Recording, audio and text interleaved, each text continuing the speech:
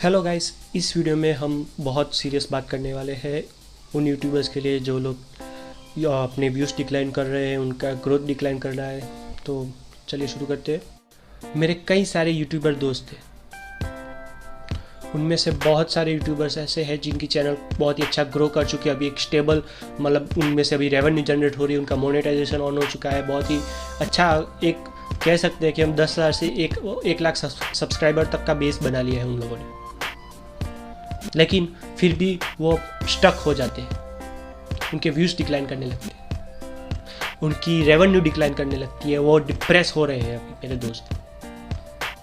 और मैं ये बात जानता हूँ कि जो फील मेरे दोस्त कर रहे हैं वो फील भी बहुत सारे यूट्यूबर्स कर रहे होंगे, क्योंकि ऐसे बहुत सारे कंटेंट है जो कि दिखाते हैं कि व्यू क्रिएटर डिप्रेस हो रहा है, उसका एंथुसियाज्म अब ऐसा नहीं रहा। क्यों नहीं रहा? कि उसके व्यूज़ कमा रहे, उसकी रेवेन्यू कमा रही। तो ऐसा क्यों हो रहा है? अगर मैं अपनी बात करूँ तो मैं तो अपने आप को यूट्यूबर भी मानता नहीं हूँ, क्योंकि मुझे अगर जब पसंद आता है तब मैं वीडियोस बनाता हूँ, मुझे ऐसा कुछ है नहीं। लेकिन जो लोग इसे सीरियस एक 9 to 5 जॉब के जैसे ले रहे हैं, वो भी परेशान हो चुके हैं। तो इसका कोई खास रीज़न तो होगा ना। बहुत सारे लोग बहुत सारी बातें करते हैं इसके बारे में, जैसे कि YouTube का एल्गोरिदम चेंज हो गया, या फिर YouTube में ये हो गया, YouTube वो जो इंडिविजुअल क्रिएटर है उनको अभी भाव नहीं देता है, वो जो बड़ी बड़ी ब्रांड्स को एंडोर्स करता है, एक्सेट्रा एक्सेट्रा एक्सेट्रा। क्या ये सब सच्चाई है? होगी 10% होगी, 100% नहीं। आप डिप्रेस हो रहे हैं। क्यों हो रहे हैं? क्योंकि आपकी YouTube चैनल अभी ग्रो नहीं कर रही, चल नहीं रही, उसमें कुछ खामी आ गई है, पता नहीं क्या हो गया है। आप एक कोई जर्नी पे जा रहे हो अपनी गाड़ी लेके, तो क्या आपकी गाड़ी कभी बिगड़ती नहीं? क्या उसमें कभी इंजन खराब नहीं होता? क्या उसमें कभी पंचर नहीं होता? होता है ना। उसमें तो आप डिप्रेस नहीं होते, उसमें तो आप छोड़ के नहीं चले जाते। मेरे 2 दोस्त ऐसे हैं जिनका मोनेटाइजेशन ऑन हो चुका था, जिन्होंने 10,000 से ज़्यादा सब्सक्राइबर बना लिए थे, उनकी अपॉर्चुनिटीज़ बहुत सारी थी, लेकिन फिर भी वो क्विट करके चले गए। क्यों चले गए? डिप्रेस हो गए थे। और मेरे 3 दोस्त ऐसे जो अभी उस हालत से गुजर रहे हैं। हम बहुत मोटिवेट करने की कोशिश करते हैं, लेकिन नहीं हो पाता एक लेवल पे आके। तो क्या ये सही है? डिप्रेस होकर क्विट कर जाना सही है? मुझे नहीं लगता सही है।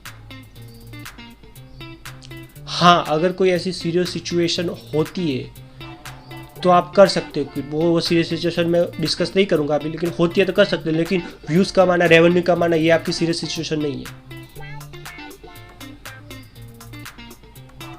आपकी गाड़ी खराब हुई, मान लिया, आप किसको बुलाएंगे? अगर आपको आता है तो खुद रिपेयर करेंगे, या फिर मैकेनिक को बुलाएंगे ना। क्या गाड़ी छोड़ के या फिर डिप्रेस होके तो नहीं बैठ जाएंगे?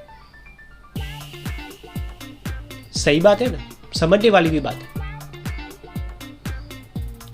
तो बहुत सारे यूट्यूबर मैकेनिक को ढूंढने जाते हैं। अरे भाई, आपकी यूट्यूब चैनल के लिए आपके अलावा और कोई मैकेनिक नहीं है।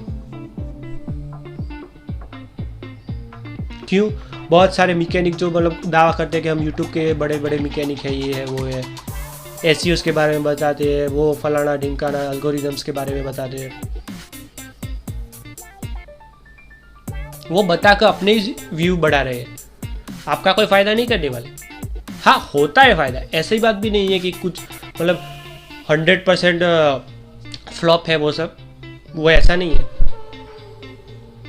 बहुत ही जेन्युइन वीडियोस भी है, बहुत ही अच्छी वीडियो जो आपको सीखने के लिए ठीक है, लेकिन उन पे डिपेंडेंट मत रहिए।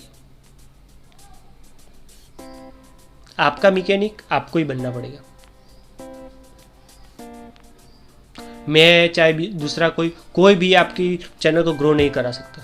मैंने कई ऐसे देखे हैं एग्जाम्पल्स, इसलिए मैं आपको कह रहा हूँ। अगर मैं वो सारे एग्जाम्पल इधर गिनाने जाऊँगा तो वीडियो बहुत लंबी हो जाएगी, लेकिन है ऐसे एग्जाम्पल्स। तो पहले तो हमें समझना होगा कि ऐसा क्यों हो रहा है। आप अपना भी एग्जाम्पल ले सकती है, मेरा भी ले सकते हैं। चलिए मैं अपना एग्जाम्पल देता हूँ। इधर 2 से 4 महीने पहले मुझे स्टैंड अप कॉमेडी की वीडियो देखना बहुत पसंद था। मैं दिन रात वो वीडियोस देख करता था। अभी मुझे नहीं पसंद, अभी मुझे टेक में ज़्यादा इंटरेस्ट है, मैं ज़्यादा से ज़्यादा टेक वीडियोस देखता हूँ। तो इससे क्या आपको कुछ समझने को मिला? आपके साथ भी ऐसा हुआ होगा। 6 महीने या फिर 8 महीने की हिस्ट्री निकाल के देखिए, उस वक्त आप क्या देखते थे यूट्यूब पे सबसे ज़्यादा, और अब क्या देखते हैं? ज़मीन आसमान का फ़र्क होगा। तो इससे आपको कुछ सीखने को मिला। जिन सब्सक्राइबरों ने आपको 1 साल 6 महीने पहले सब्सक्राइब किया हुआ था, क्योंकि उस वक्त आपकी वीडियोस, आपका चैनल उनको सबसे ज़्यादा पसंद आता था, ज़रूरत नहीं है 6 महीने 1 साल बाद भी उन व्यूवर्स को आपका चैनल, आपका कंटेंट पसंद आए। क्यों? खराबी आप में नहीं है मेरे दोस्त, खराबी प्लेटफॉर्म में भी नहीं है, खराबी व्यूअर्स में भी नहीं है, लेकिन एक नेचुरल बात है कि कोई एक आदमी हर समय अपना इंटरेस्ट कोई एक ही चीज़ में नहीं रख सकता। ये ह्यूमन नेचर है। मैं बार बार एक ही बात कहता हूँ कि अगर आपको यूट्यूब में ग्रो करना है ना, तो पहले व्यूअर्स को जाके समझो, बाकी एल्गोरिदम और ये सब टेक्निक्स तो बाद में समझी जाएगी।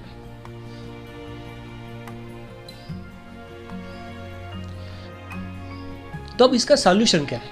देखिए, मैं यहाँ पे 3 तरह के सॉल्यूशन देने की कोशिश करूँगा, क्योंकि मैं भी व्यूअर्स को ज़्यादा समझ नहीं पाता, मैं थोड़ा थोड़ा समझने का प्रयत्न करता हूँ।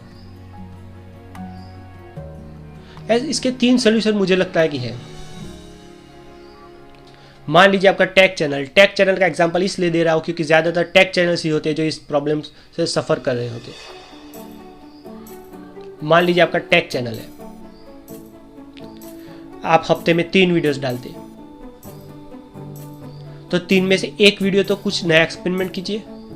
2 टेक की डालिए, एक चलिए व्लॉग डाल दिया, या फिर एक कॉमेडी डाल दिया, या ये कुछ और ट्यूटोरियल कुछ और डाल दिया। देखिए तो खसा ही क्या होता है, एक्सपेरिमेंट करने में क्या जाता है, कोई आपका कुछ रुपया जाता है।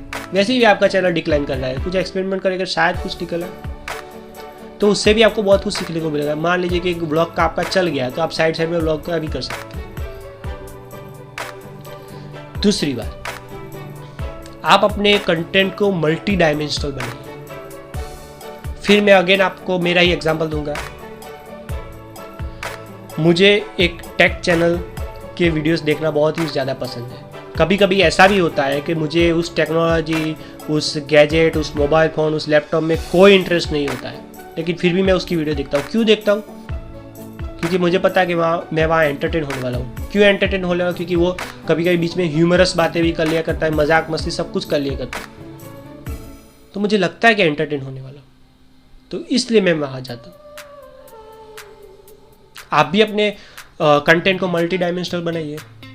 ज़रूरी नहीं कि आप ह्यूमर ही अंदर डालिए, कुछ और भी डाल सकते हैं, वो तो आपके डिपेंड करता है। अगर आप क्रिएटिव बनोगे ना, तभी ये सब आइडियाज़ आएंगे, बाकी तो आइडियाज़ नहीं आने वाले, अगर कॉपी ही करनी है तो। तीसरी बात ये है, कई यूट्यूबर्स ऐसे जो पहले टेक से शुरुआत की, फिर बाद में व्लॉगिंग चैनल खोल दिया, फिर बाद में कुछ और। आप ऐसा भी कर सकते हैं अगर आप एक लेवल पे आ चुके हैं। ये तो समझना तो आपको पड़ेगा कि आपको क्या करना है। डिप्रेस होने से या फिर यहाँ तहाँ घूमने से, क्विट कर देने से कुछ होने वाला नहीं है।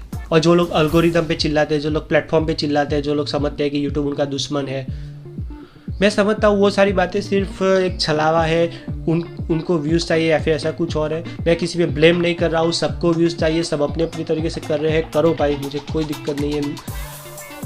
मैं तो बहुत ही अनसक्सेसफुल यूट्यूबर हूँ, मैं तो अपने आप को यूट्यूबर भी कंसीडर नहीं करता, तो मुझे तो कोई दिक्कत नहीं हो सकती। लेकिन आप क्यों ट्वीट करना चाहते हैं? कुछ लोग ऐसे होंगे जो अभी मतलब ऐसा कुछ फील नहीं कर रहे होंगे, उनका चैनल अभी बहुत ग्रो कर रहा होगा। तो दोस्त, आपको भी फ्यूचर में ऐसी सिचुएशन का सामना करना पड़ सकता है। उस वक्त आप क्या करेंगे, कहाँ जाएंगे? थोड़ा समझिए मेरे दोस्त, आप बहुत ही अच्छा कंटेंट बनाते हैं, बहुत ही शानदार कंटेंट बनाते हैं, आप बहुत टैलेंटेड है, बहुत क्रिएटिव है। प्लीज़ इस प्लेटफॉर्म को क्विट मत कीजिए, प्लीज़ किसी पे ब्लेम मत डालिए। ये जो ब्लेम गेम है ना, सबसे ज़्यादा खराब होता है। आई होप कि इस वीडियो से आपको कुछ सीख मिली होगी। मैं आशा करता हूँ कि अगर आप डिप्रेशन में हो या फिर क्विट करने का सोच रहे हो या फिर आप ऐसे यूट्यूबर हो जो फ्यूचर में शायद आपको ऐसी प्रॉब्लम हो सकती है, तो कुछ सीख मिली होगी। आप मेरी वीडियोज़ अगर 1-2 आदमी देखते हैं ना तो भी मुझे कोई फ़र्क नहीं पड़ता। क्यों नहीं पड़ता? क्योंकि मेरा मोटिव ये होता है कि चलिए अगर 2 आदमी भी देखें तो 2 आदमियों को गाइडेंस मिलनी चाहिए, और ऐसे ही मोटो के साथ मैं आगे बढ़ाऊँ। मुझे जब मर्जी होती है तब मैं वीडियोस डालता हूँ। मुझे ऐसा कुछ नहीं है व्यूज़ वीडियो ये वो मोनेटाइजेशन। तो चलिए इसी के साथ जय हिंद, नमस्कार, अलविदा।